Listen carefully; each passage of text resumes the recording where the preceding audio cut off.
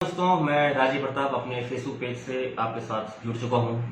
और पहले तो मैं चाहूँगा कि आप लोग इस वीडियो को या इस फेसबुक पेज को ज़्यादा से ज़्यादा शेयर कीजिए, ताकि और भी जो सारे लोग हैं वो देख सकें कि आखिर वो जो वीडियो और वीडियो प्रकरण उत्तराखंड में चल रहा है वो प्रकरण कहाँ तक पहुँचा है, उसमें जो कार्यवाही हो रही है एसटीएफ के द्वारा वो उसमें कितनी पारदर्शिता है और आगे इस परीक्षा का क्या होने वाला है।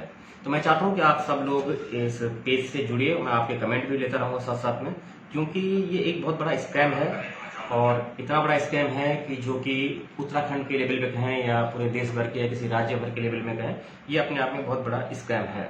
बात इस बात की नहीं है कि जो 500 अभ्यर्थी का एसटीएफ 500 अभ्यर्थियों की बात कह रही है कि 500 अभ्यर्थी नकल करके इसमें चयनित हुए हैं, उनको हटा देंगे। बात इस बात की है कि वो 500 अभ्यर्थी अगर ना होते, अगर ये ब्लैक सीट्स ना होते, ये कबूतरबाज ना होते, तो शायद इन 500 बच्चों को मौका मिलता जो दिन रात मेहनत कर रहे हैं, देहरादून के कोचिंग संस्थानों में पढ़ रहे हैं, जिनके माँ बाप उन्हें खर्चे पे देहरादून में रख रहे हैं। ये बात बहुत गंभीर है। भले इस पे सरकार लीपापोती करती हुई नजर आए न आए, ऐसा हम कुछ अभी कह नहीं सकते हैं क्योंकि अभी जांच चल रही है। लेकिन इतना मैं स्पष्ट करना चाहूंगा कि उत्तराखंड राज्य बनने के 20-22 साल बाद भी उत्तराखंड को भ्रष्टाचारियों ने किस कदर नोचा है, इसको आप समझेंगे तो ऐसा कोई कार्यकाल नहीं था किसी भी सरकार का जहां धांधलीबाजी या भर्तियों में घोटाला नहीं हुआ हो। पूर्व मुख्यमंत्री कांग्रेस सरकार के हरीश रावत कहते हैं कि आयोग को भंग कर देना चाहिए, लेकिन हरीश रावत जी ये कौन बताएगा कि जो विधानसभा में 180 बैकडोर भर्तियां हुई थी उसकी जिम्मेदारी कौन लेगा? क्या आपकी सरकार ने ज्ञापन निकाला था कि हम जैसे कुछ लोग जो उस भर्ती के लिए एलिजिबल थे उनको पता भी चला कि कब कब ये भर्तियां होंगी, कब आपने इसके लिए विज्ञापन निकाला? नहीं। तो आप किस मुंह से कह रहे हैं? आप विपक्ष में इसलिए कह रहे हैं कि आज हम आयोग को भंग करते हैं। और त्रिवेंद्र रावत जी, आप जिस दिन आपका मुख्यमंत्री पद का कार्यकाल तो नहीं कहूंगा, लेकिन जब आप मुख्यमंत्री पद की कुर्सी छोड़ चुके थे उस वक्त शाम को 4 बजे एक रिजल्ट आप लोगों ने घोषित कर दिया था, और अब आप कह रहे हैं कि आयोग को भंग कर देना चाहिए। जब सत्ता की चाबी सब कुछ आप लोगों के हाथ में होगा तब आप कुछ नहीं कहेंगे, और जैसे आप लोग ये तो विपक्ष में चले जाएंगे या कुछ हो जाएगा, फिर आप लोग बड़े ही समाज सेवा और राजनीतिता बनना शुरू कर देते हैं। उत्तराखंड की बात कर रहा हूं अभी। उत्तराखंड का जो मामला है ये बहुत ही संगीन मामला है। जैसे कि पश्चिम बंगाल में अभी शिक्षक भर्ती घोटाले का मामला देखने में आ रहा है, करोड़ों का वहां पर फंड मिला, कैश मिला है अर्पिता मुखर्जी के घर में। लेकिन ये बात है कि अगर 500 लोग उत्तराखंड के अंदर सिलेक्ट हुए हैं धांधलीबाजी करके, पेपर लीक करके, और एक बच्चे से 15 लाख रुपए लिया गया है, तो मान के चलिए ये मामला भी करोड़ों का ही है। एसआईटी जांच करती है और एसआईटी प्रेस कॉन्फ्रेंस करके ये कहती है कि हम लोग अभी सेग्रीगेशन कर रहे हैं, हम लोग ढूंढेंगे कि इसमें जो बच्चे अपनी मेहनत से सिलेक्ट हुए होंगे उनको हम सिलेक्शन देंगे, बाकी को हम सिलेक्शन नहीं देंगे। कैसे आप पता कर सकते हैं आज के इस जमाने में, इस तकनीकी युग में, सोशल मीडिया के जमाने में, कि कुछ लोग जो है नकल करके आए, कुछ लोग नकल करके नहीं आए हैं? तो कहीं ना कहीं क्या एसआईटी के ऊपर कोई प्रेशर है, कोई राजनीतिक प्रेशर है? एसआईटी को ये कहना पड़ रहा है, और एसआईटी को सिर्फ जांच की जिम्मेदारी दी गई, इस बात की जिम्मेदारी नहीं दी गई है कि वो एग्जाम को कैंसिल करे या ना करे। ये आयोग की कार्यशैली, आयोग इस पर निर्णय लेगा। दूसरी बात, उत्तराखंड में जहां पर युवाओं के पास सिर्फ सरकारी नौकरी ही एकमात्र जरिया है नौकरी करने का या सेवा देने का, देश सेवा देने का, वहां पर आप लोग कहते हैं कि 500 लोग भर्ती में आए हैं, ब्लैक सीट्स आ गए हैं, अभी सोचते हैं भर्ती कैंसिल होनी चाहिए, नहीं होनी चाहिए। क्या नैतिकता नहीं है नेताओं के अंदर? प्रश्न यहां पर यह भी उठता है, क्या सीएम धामी जो युवा मुख्यमंत्री हैं इनके ऊपर कोई दबाव है? ये अपने मुख्यमंत्री पद की गरिमा, मुख्यमंत्री पद को जीरो टॉलरेंस की सरकार बताते हैं, क्या उसमें कोई इन पर कोई दबाव लगता है इनको कि इन्हीं की पार्टी के सीनियर लीडर्स नहीं चाहते हैं कि पुष्कर सिंह धामी कैसे मुख्यमंत्री बन गए, नया नवयुवक कैसे मुख्यमंत्री बन गया? तो क्या पुष्कर सिंह धामी के ऊपर कोई प्रेशर है?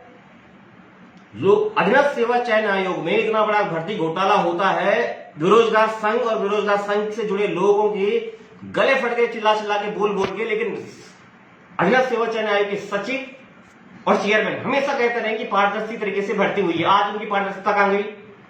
जो कह रहे थे कि स्क्रीनशॉट फर्जी है, वो स्क्रीनशॉट अब कहां फर्जी, अब क्यों फर्जी नहीं है? भ्रष्टाचार से लड़ाई के भ्रष्टाचार ही बनकर होगी क्या? सबको भ्रष्टाचार में संलिप्त होना पड़ेगा क्या? आज आपके पास कुर्सी, आप भ्रष्टाचार कीजिए, कल दूसरे के पास होगी, वो करेगा। उत्तराखंड की बेरोजगारी, गरीबी कहां रहेगी ये जनता? अरे वो पढ़े लिखे छात्र जो कह रहे हैं कि हम तो मेहनत से निकले, पहले तो हमारा फर्स्ट वीडियो में ट्रोल करने लगे थे कि आप क्यों इस मामले को तूल दे रहे हैं। पहले दिन ही कम से कम 500 से 600 कमेंट आने शुरू हो गए थे। हम समझ गए थे कि मामला घपले से जुड़ा हुआ तो है। अब एसआईटी ने मेरी जांच भी करनी शुरू कर दी है, पकड़ भी लिया है। क्यों आप लोग ऐसा कर रहे हैं? खासकर उत्तराखंड ऐसा राज्य है जिसकी कि पूरे देश भर में एक छवि है। उत्तराखंड के लोगों को उनकी ईमानदारी के लिए जाना जाता है पूरे देश भर में। लेकिन आप लोगों ने उत्तराखंड को, जो यहाँ के राजनेता हैं, पिछले 20 सालों में जितना नोच के खाना था आपने खा चुका है।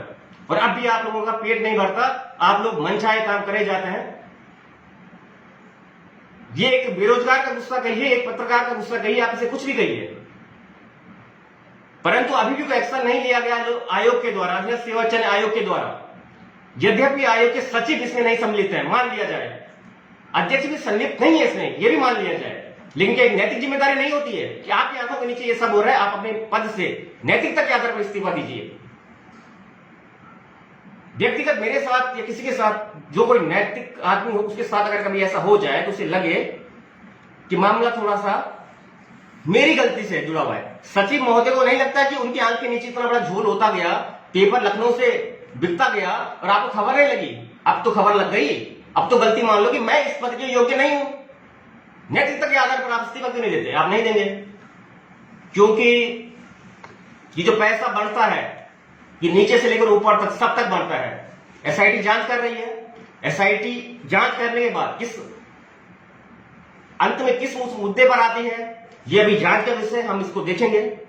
लेकिन इतना जरूर है कि उत्तराखंड के बेरोजगारों के साथ जो हो रहा है, और न केवल इस सरकार में, पिछली सरकार में भी, वो कांग्रेस की सरकार रही हो या बीजेपी की रही हो, दोनों ने बराबर करके, कांग्रेस पार्टी रही हो या बीजेपी रही हो, दोनों ने हर भर्ती घोटाला उत्तराखंड अध्यक्ष सेवा चयन आयोग के अंदर भी पाया गया, इवन यूकेएसएससी में भी पाया गया।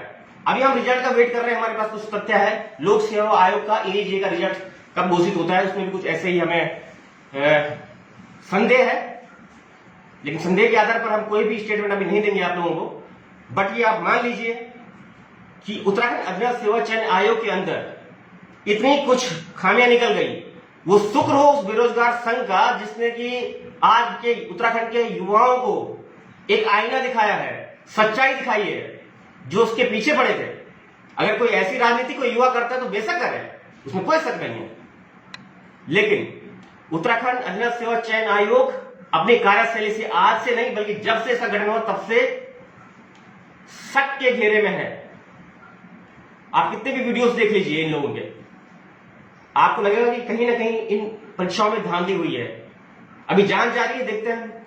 लेकिन अभी तक केवल निचले वर्ग के कर्मचारी या निचले तबके के वे लोग पकड़े गए हैं जिनका कि ओवरऑल इस पेपर लीक कराने के पीछे या इस पेपर लीक को कराने में जो खुद से समर्थ नहीं हो सकते थे, लेकिन बड़ी मछली जिसे कहते हैं, बड़े लोग, वो कहां कहां बैठे हैं इसके बारे में बहुत लोगों को पता भी है, नहीं भी पता है, लेकिन उन तक कोई हाथ नहीं डालना चाहता है। क्योंकि करप्ट तो है वो, भ्रष्टाचारी तो है वो, लेकिन वो गुंडागर्दी के मामले में शायद इतने आगे लोग डरते हैं। लोग जब शिकायत करते हैं सोशल मीडिया पे, इनके नाम डालते हैं तो रात को घर में पुलिस भेज देते हैं। उत्तराखंड का युवा, उत्तराखंड का बेरोजगार और सच्चाई से पर्दा हम बिल्कुल नहीं हटना देना चाहते हैं। और इस फेसबुक लाइव के माध्यम से मैं आपसे यही कहना चाहता हूं कि इस परीक्षा में घोटाला हुआ है ये तो तय है, और लाखों का नहीं बल्कि करोड़ों का घोटाला हुआ है ये भी तय है। और इस परीक्षा को आयोग रद्द करेगा या नहीं करेगा ये आयोग के ऊपर है। लेकिन अब तक परीक्षा के संदर्भ में आयोग की तरफ से कोई स्टेटमेंट आ जाना चाहिए था, लेकिन लीपापोती इतनी की जा रही क्योंकि उत्तराखंड राज्य है, तो शांत राज्य है, मेन स्ट्रीम मीडिया उत्तराखंड से गोल है। आप नेता हो, आप अभिनेता हो, आप किसी शासन में हो, प्रशासन में हो, आपको देखने वाला कोई कैमरा नहीं है ऊपर से, कोई मीडिया नहीं है आपको जो जज कर रहा है, क्योंकि आप एक छोटे से राज्य के छोटे से लोगों को बेवकूफ बना रहे हैं पिछले 20 सालों से।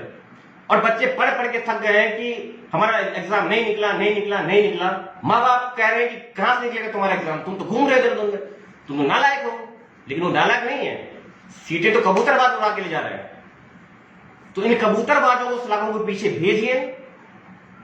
और यही कहूंगा, हाल फिर कल हम फिर एक नई अपडेट और नई न्यूज के साथ आएंगे। दिल्ली उत्तराखंड लाइव को आप जरूर सब्सक्राइब कीजिएगा यूट्यूब पे। और हाल फिर आपसे यहीं पे विदा चाहेंगे। और कल 9 बजे हम एक लाइव और करेंगे और प्रकरण यही होगा यूके एसएससी वीडियो और वीडियो मामला। बहुत बहुत धन्यवाद आप लोगों का जुड़ने का, और मैं चाहूंगा कि भ्रष्टाचार के खिलाफ आप लोग भी ऐसे ही अपनी आवाज को बुलंद रखें। बहुत बहुत धन्यवाद।